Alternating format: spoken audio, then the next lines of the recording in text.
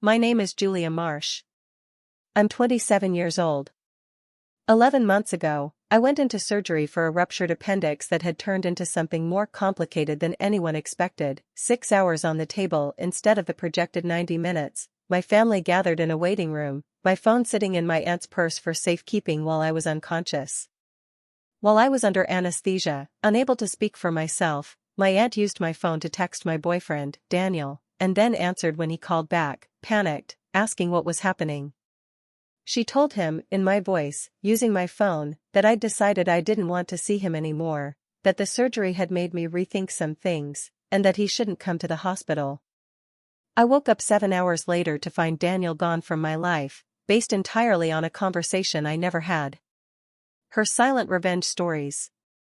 If you've ever had someone speak for you at the exact moment you couldn't speak for yourself, comment not okay below. This one's for you. Daniel and I had been together for just over 2 years when this happened, a relationship that had grown, gradually and genuinely, from a chance meeting at a mutual friend's birthday party into something I'd started to understand, with increasing clarity, as the kind of partnership I wanted to build the rest of my life around.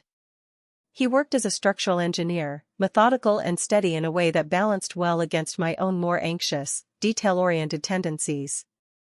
We'd moved in together 8 months before the surgery, a decision that had felt, at the time, like the natural next step in a relationship built on genuine trust and compatibility rather than any external pressure or timeline. I want to describe, briefly, the specific texture of what made Daniel important to me, because I think it matters to understanding the scale of what my aunt's intervention actually threatened.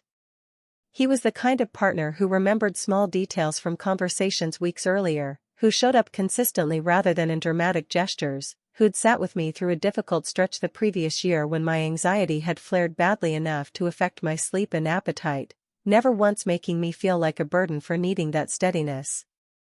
My family, for the most part, liked Daniel genuinely.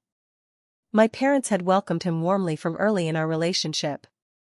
My Aunt Carol, my mother's older sister, was the specific exception to that general warmth, though I hadn't fully understood, before this happened, exactly how deep her reservations actually ran. Aunt Carol had been a significant presence throughout my childhood, closer in some ways to a second mother than a typical aunt. She'd lived nearby for most of my life, attended most of my major milestones, and developed, over the years, a specific, sometimes overbearing investment in the direction of my life choices that I'd generally accepted as simply part of who she was. Carol had gone through a difficult divorce in her late 20s, a marriage that had ended, by her own account over the years, in a betrayal significant enough that she'd never fully remarried or trusted another serious partnership for herself. I understood, in a general sense, that this history had shaped how she viewed relationships more broadly, though I hadn't fully appreciated, before this happened, exactly how directly that shaping might eventually intersect with my own life. She'd never been openly hostile toward Daniel, exactly, but I'd noticed, over our 2 years together, a specific pattern of subtle skepticism, comments about how young our relationship still was, questions about whether we were moving too quickly by living together, a general undertone suggesting she didn't fully trust that what Daniel and I had built together was as solid as it appeared. I generally brushed these comments aside as an overprotective aunt's ordinary caution, the same way I might have dismissed similar comments from any older relative uncertain about a younger family member's romantic choices. I had no idea, before the surgery, how far that skepticism might eventually be willing to go. The medical emergency itself began on an ordinary Tuesday, a sharp, escalating abdominal pain that I initially dismissed as a bad stomach ache before it became severe enough, over several hours, that Daniel insisted on taking me to the emergency room despite my own reluctance. What followed was a rapid, disorienting cascade of medical decisions, an initial diagnosis of appendicitis, a decision to proceed with emergency surgery, and then, once the surgical team was already inside, the discovery that my appendix had already ruptured, creating complications that would extend what should have been a routine 90-minute procedure into a 6-hour surgery requiring considerably more extensive intervention than anyone had initially anticipated. I remember very little of the actual admission process, given how quickly my condition had deteriorated by the time we reached the hospital. Daniel handled most of the initial paperwork and communication with the medical staff, staying by my side until the moment I was wheeled back for surgery, promising, the last thing I remember him saying before the anesthesia took hold, that he'd be right there when I woke up.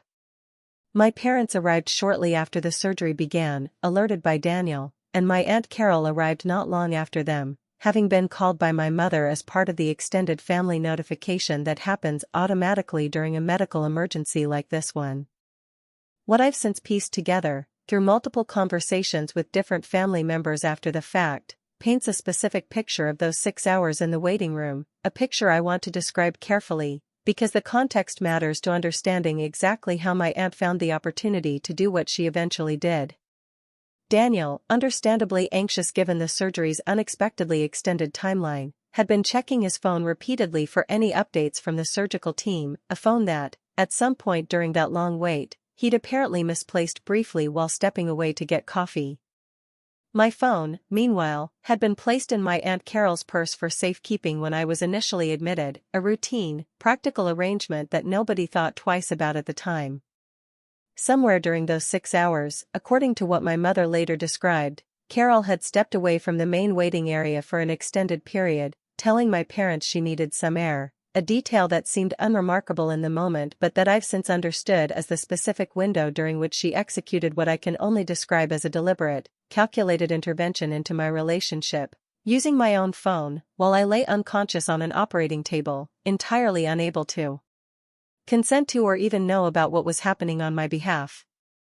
I want to lay out, as precisely as I've been able to reconstruct it, exactly what happened during that window, because I think the specific mechanics of it matter to understanding the full scale of the violation.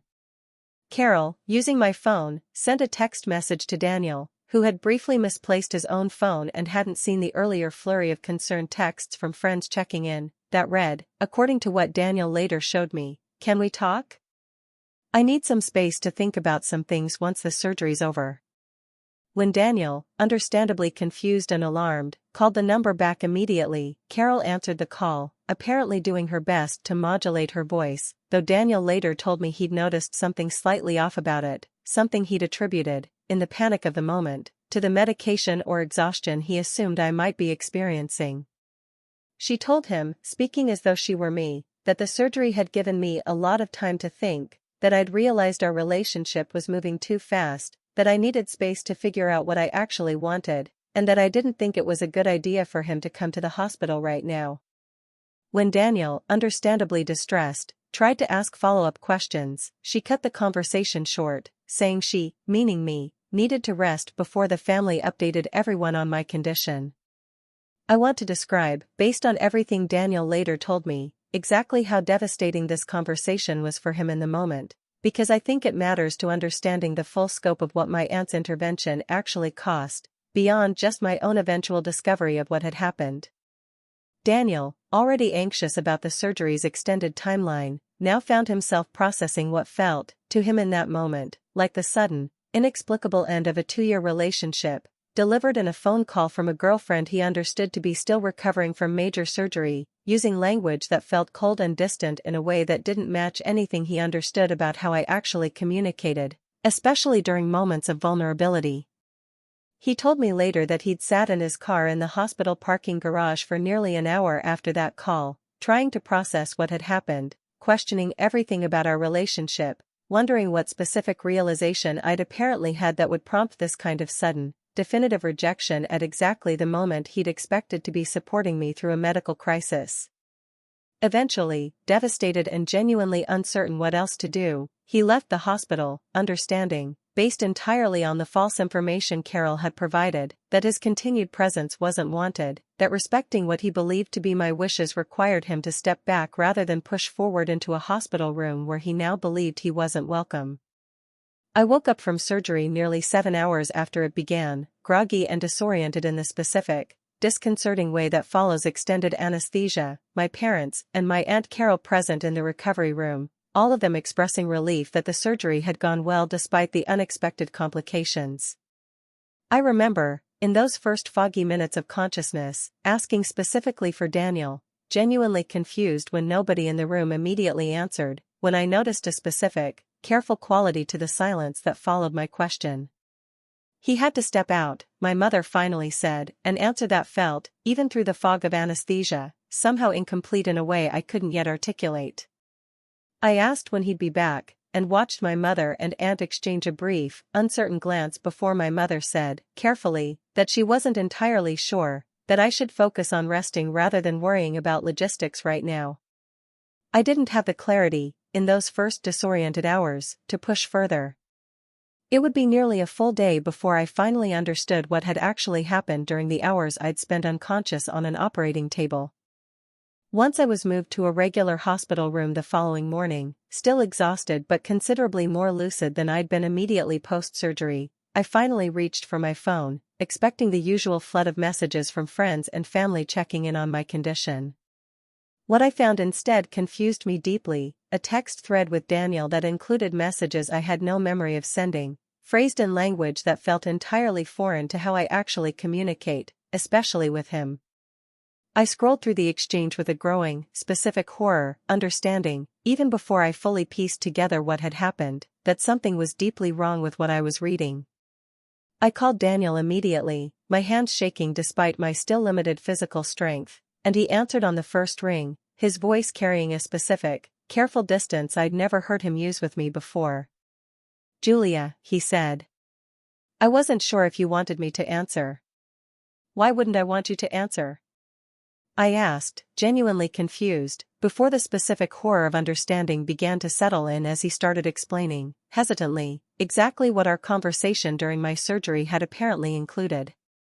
As Daniel described, in careful, painful detail, the phone call he believed we'd had while I was in surgery, I felt a specific, mounting horror build with each new detail he shared, language about needing space, about the surgery giving me time to think, about not wanting him to come to the hospital. "I never said any of that," I told him, my voice shaking now for reasons entirely separate from my physical recovery. "Daniel, I was unconscious. I was in surgery for 6 hours. I couldn't have called you, or texted you, or said any of what you're describing." I could hear the specific confusion in his voice shift, slowly, into something closer to dawning understanding. "Then who?" he started, before stopping himself, both of us apparently arriving at the same suspicion simultaneously. "Was my aunt with my phone at any point?" I asked, though I think I already suspected the answer even as I asked the question. "Your aunt had your purse," Daniel said slowly. "I remember her mentioning it, when your phone rang and she said she'd keep it safe for you during the surgery." I want to describe the specific, disorienting effort of confronting my aunt about this, given that I was still recovering physically, still processing the emotional shock of what I now understood had happened, and still, on some level, unable to fully believe someone I'd trusted my whole life had done something this deliberately, calculatedly harmful. Carol visited me in the hospital that afternoon, apparently unaware that I'd already spoken with Daniel and pieced together what had actually happened. I asked her directly, without any preamble, whether she'd used my phone while I was in surgery to communicate with Daniel. I watched her face go through several rapid shifts, initial denial, then a specific, visible calculation about whether continuing to deny it was actually viable, before she finally, quietly, admitted the truth. "I did," she said. "I know how this looks. But Julia, I've watched you two together, and I've had real concerns for a long time that I haven't fully voiced. I thought, with you unconscious and unable to speak for yourself, it might actually be the right moment to create some space, to see if he really loved you enough to fight for it, or whether he'd just quietly accept it and move on." I want to sit with the specific horror of that explanation, because I think it reveals something important about the scale of what Carol believed she had the right to do. "You used my unconsciousness as an opportunity to test my relationship," I said, my voice shaking with an anger I hadn't expected to feel this intensely, given how physically weak I still was.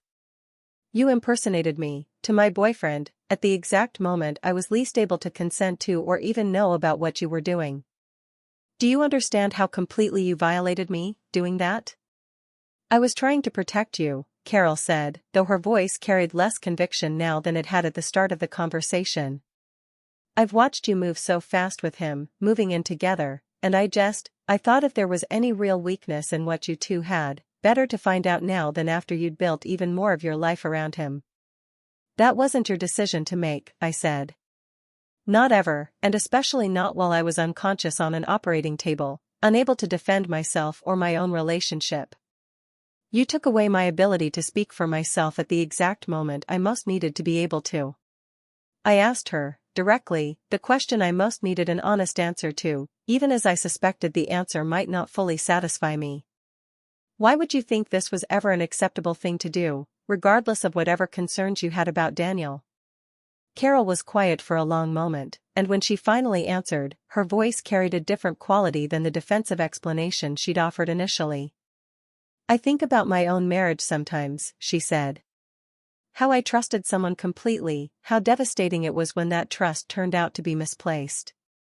I think, somewhere in my head, I told myself I was protecting you from a version of that same devastation, even though I understand now, hearing myself explain it, how twisted that logic actually sounds.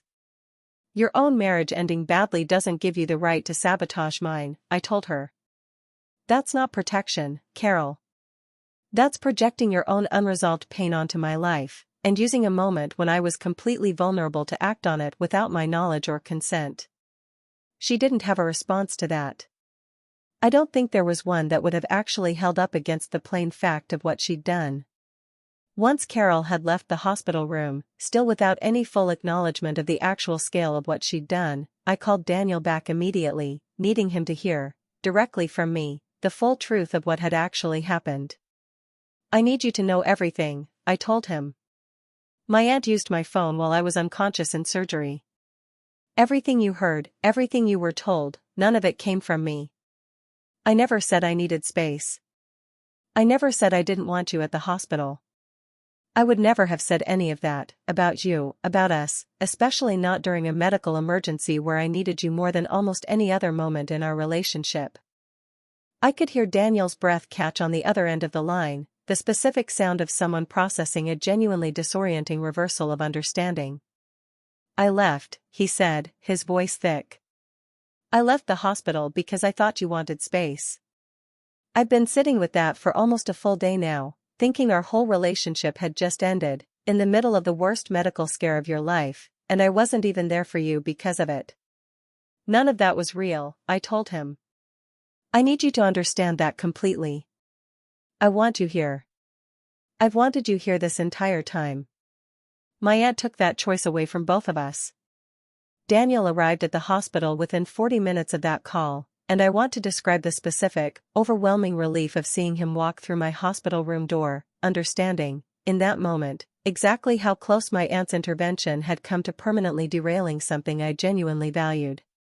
He sat beside my bed, holding my hand carefully given my continued recovery, and told me, in detail, exactly what those hours in the parking garage had felt like, the specific devastation of believing, based entirely on fabricated information, that our relationship had ended at exactly the moment he'd expected to be supporting me through a crisis.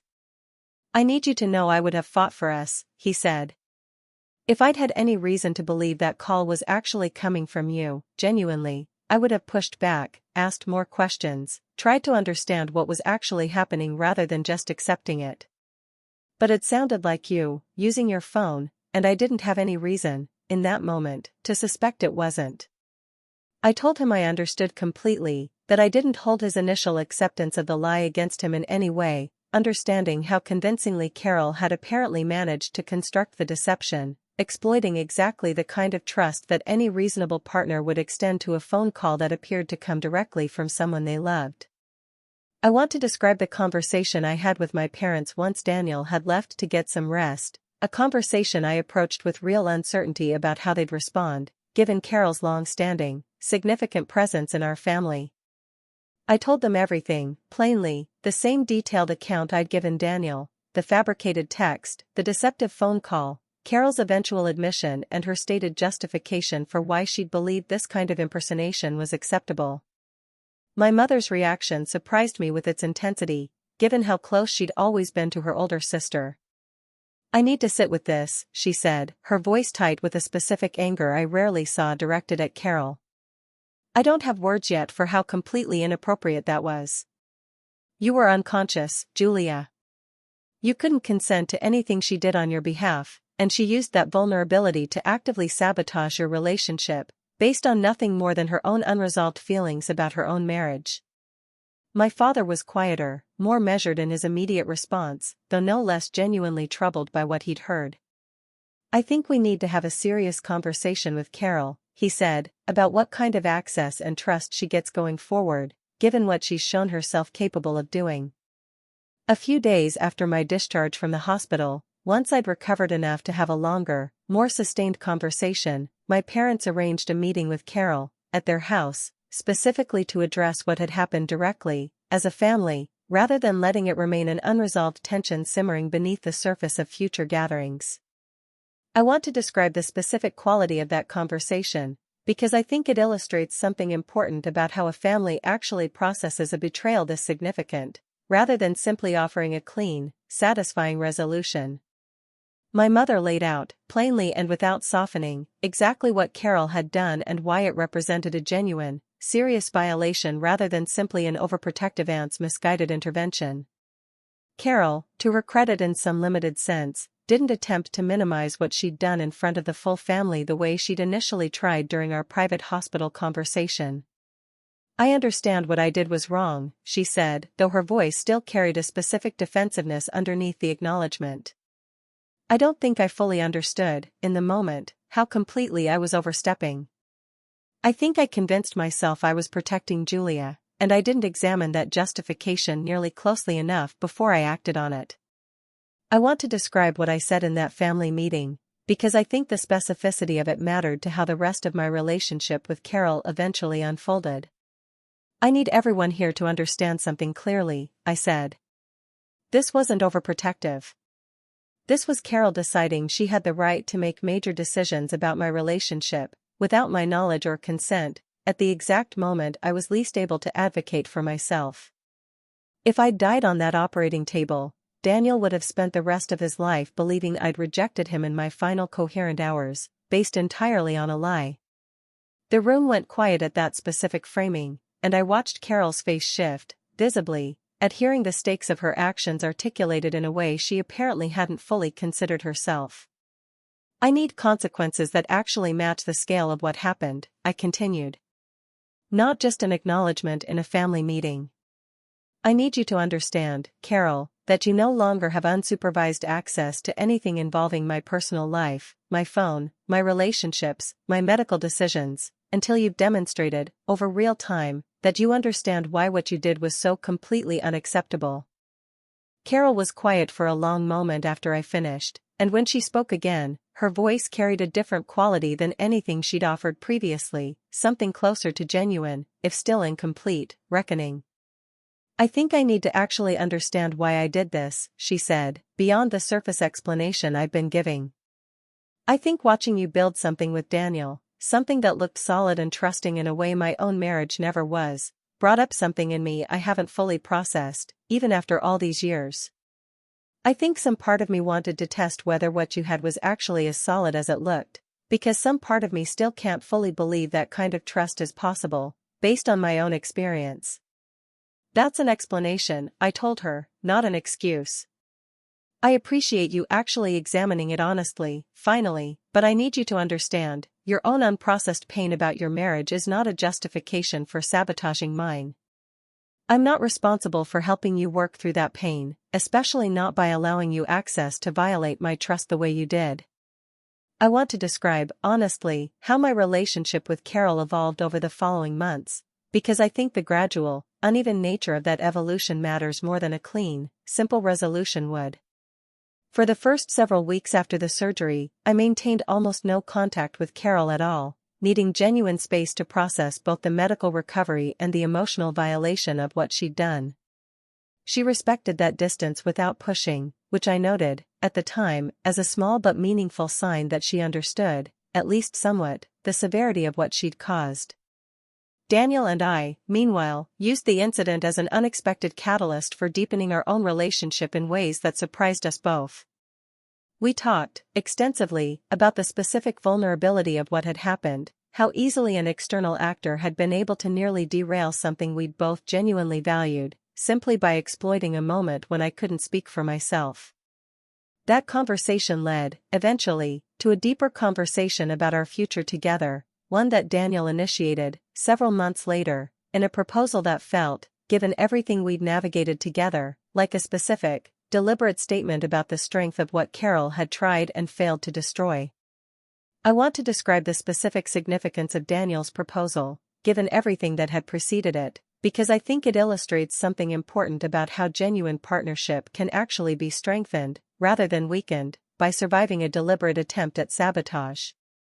He proposed on the 1-year anniversary of my surgery, a date he'd chosen deliberately, he told me, specifically to reclaim it as something worth celebrating rather than simply the anniversary of the worst deception either of us had experienced. I want this date to mean something different for us now, he said, kneeling in the same hospital garden where I'd done much of my post-surgical recovery walking, months earlier. I want it to be the day I chose you, permanently and completely, instead of just the day someone almost convinced me I'd lost you.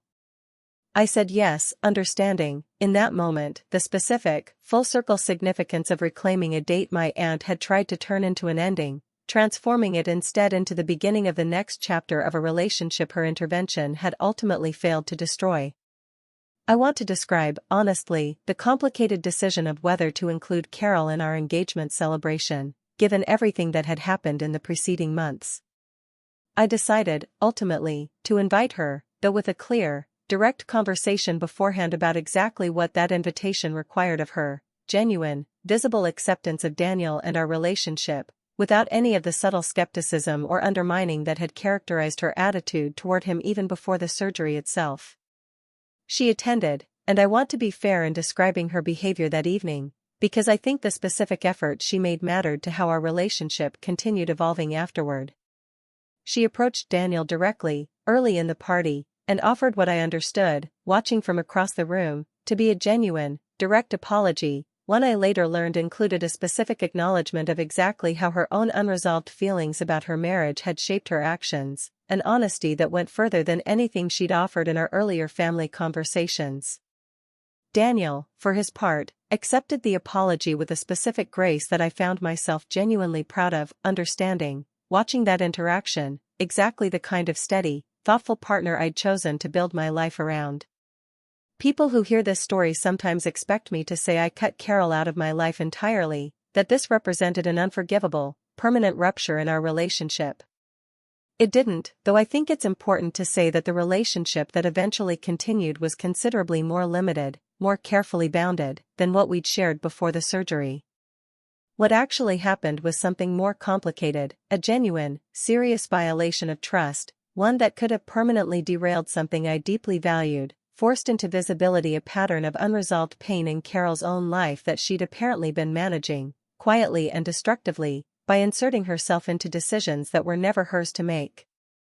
I used to think Carol's occasional skepticism about my relationships was simply an overprotective aunt's ordinary caution, something to accept and work around rather than examine directly.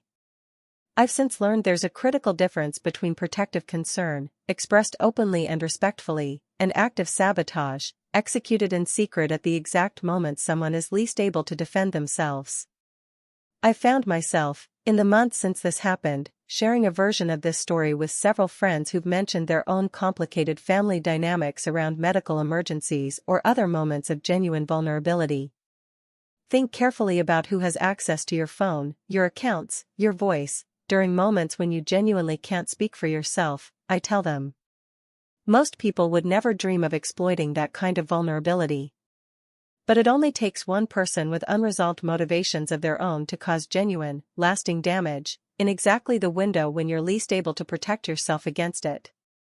I think about that advice often, turning it over for myself as much as for the friends I'm offering it to. My aunt's intervention could have permanently ended a relationship I deeply valued, based entirely on a fabrication I never had the chance to prevent or correct until hours after the damage had already been done.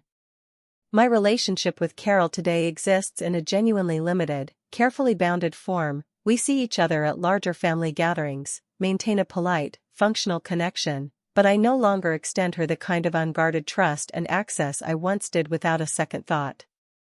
Daniel and I are married now, a wedding Carol attended, appropriately positioned, I think, at a respectful distance rather than any position of special significance, a choice I made deliberately, understanding that the trust required for closer involvement hadn't been rebuilt, regardless of the specific effort she'd made at our engagement party months earlier.